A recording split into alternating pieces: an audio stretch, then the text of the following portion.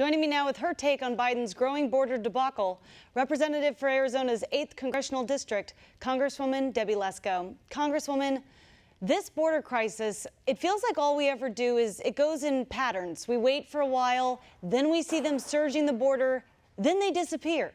We're over 2 million. Where do these people go? You know, Biden is directly to blame for these open borders. He wants open borders. The Democrats want open borders, and that's why they're coming here.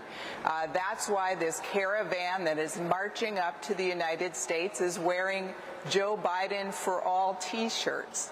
I mean, it's very obvious. On day one, Joe Biden did an executive order saying we're not going to build the fence. And so we have materials that are already paid for just lying next to the fence. There's big openings in the fence. And then he announces to the entire world that he wants to give free things to illegal immigrants.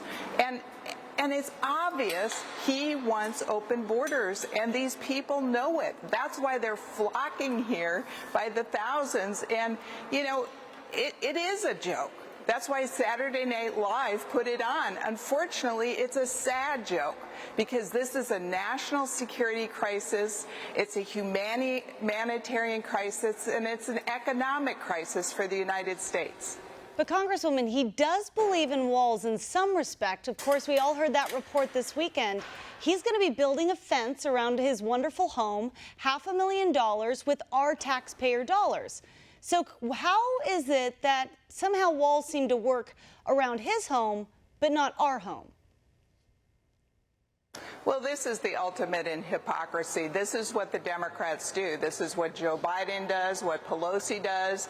They want walls for around the U.S. Capitol when it fits their needs. They want walls around their own homes, but they don't want walls or fences up to protect America and protect U.S. citizens.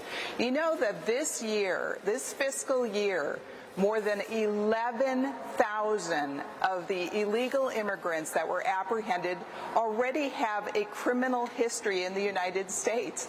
That includes sex offenses, burglaries. This is a total disaster, and it continues to show how President Biden prioritizes illegal immigrants over U.S. citizens.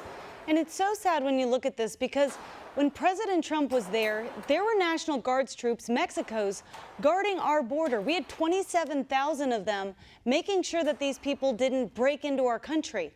Now when you see how few are on these different borders, they're being pummeled all the way across, and there's no stopping them. We don't even have the resources to stop these people when they come in, let alone vet them. What do you think is going to happen? Do you think the states, Arizona and Texas specifically, are going to try to do something since the federal government is obviously not going to do anything? Well, certainly the border states are trying to do something. The Biden administration is fighting them every step of the way. And you can see what Biden's priorities are. He wants to spend trillions of dollars on free stuff, free child care, including for illegal immigrants, I'm sure. And he doesn't care less about the border. That's why he's never been there. And he forgot that he's never been there, and he announces to the whole world, oh, I've been to the border. Well, it turns out, no, he was not. He was on a campaign trip where he was just driving by the border. He could care less about securing the border. Him and Kamala Harris don't even show up there. She showed up, what, once? They are sending a message to the entire world, come here, come in. We have open borders, and we're going to give you free things. Of course everybody's going to come. It's so sad to see this because the media stops talking about this in between these different crises. Of course, we all saw the footage under the bridge, the Haitian migrants coming in. We all talk about it for a time, and then it gets out of the headlines. But the problem doesn't go away. They're not doing anything about it. What's going to happen? Because we're on track. We're going to get millions of these people in here. They somehow get absorbed into our country. But where do they go? And will the Democrats, do you think, ever wake up and realize we have to do something? Or no, is this just going to go on until the country breaks?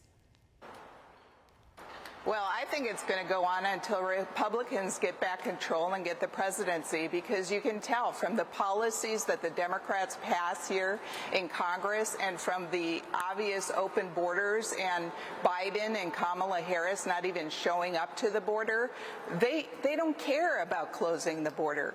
They want open borders. Everything says that. And so ultimately, I don't think it's going to stop until we change the presidency and we change Congress and we change the Senate to Republican control, because Republicans care about national security. We care about prioritizing U.S. citizens, and we're going to do it if we get back in power. We just pray our country can survive in the meantime, because seeing how quickly our country is deteriorating, it's so sad, because everybody wants to do something. But you're right, it'll start with the municipal elections, getting good governors in. And then hopefully next year we're going to ride that red wave with free and fair elections. Congresswoman, thank you for the work you're doing, fighting back. I know your state, more than others, is specifically being impacted by this crisis. So just know that we're praying for you all and really hope that something changes very soon. Thank you.